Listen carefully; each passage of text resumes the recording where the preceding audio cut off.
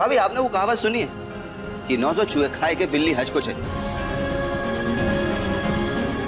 मतलब सारा दिन घर में बैठ के साजिशें रचो आप, दूसरों की जिंदगी में हंगामा मचाओ आप, और गलत हमें कह रही हो, बुरा हमें बनाए रही हो।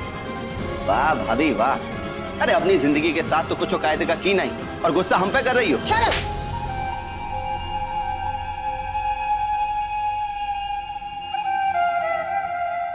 बड़ों से बात करने की तमीज भूल गया तू? हाँ, तेरी बड़ी भाभी है वो, इस घर की बड़ी बहू है वो। तेरी हिम्मत कैसे हुई उससे ऐसे बात करने की? हाँ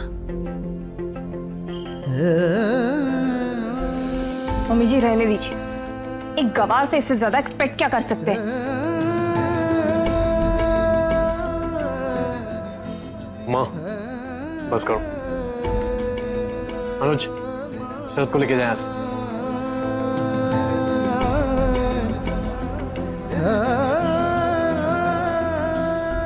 चलो तुम यहाँ से।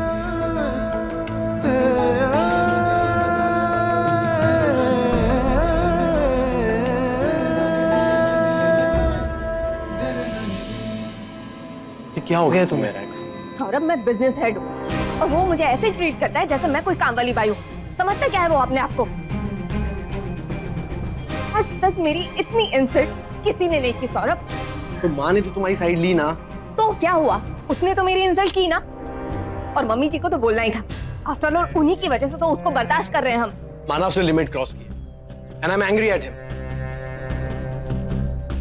मगर तुम भी कुछ कम नहीं, जब देखो उसकी बेइज्जती करती रहती हो। सौरभ, मैंने उसके साथ कुछ गलत नहीं किया।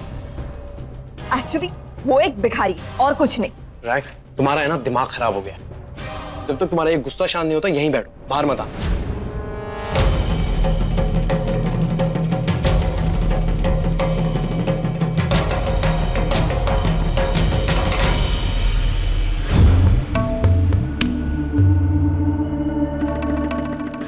रेक्स, लगता है तुम बिजनेस हेड बनने के लिए पूरी तरह तैयार हो। शरद भी तुम्हारी नहीं सुनता, उसने इतनी बेइज्जती की तुम्हारी, और तुम बिजनेस हेड हो। हमारे मना करने के बावजूद भी तुम ये नौकरी कर रही हो। ये भैया को ऐसा टेढ़ा जवाब नहीं देना चाहिए था रागनी भाभी को। रागनी भाभी तो हमेशा ही ऐसी बातें करती हैं। इसका मतलब ये नहीं ना कि पिया बेबी वैसे ही बन जाएंगे। सुहानी, तू मुझसे बदला ले रही है? अब तक माफ नहीं किया तूने। नहीं सौम्या, ऐसी कोई बात नहीं है। देखो, तुम्हें एक अच्छे से जॉब की जरूरत थी और हमें एक ऐसे इंसान की जो हमेशा रागनी भाभी के साथ रह सके और उनकी गलत हरकतों के बारे में हमें बता सके।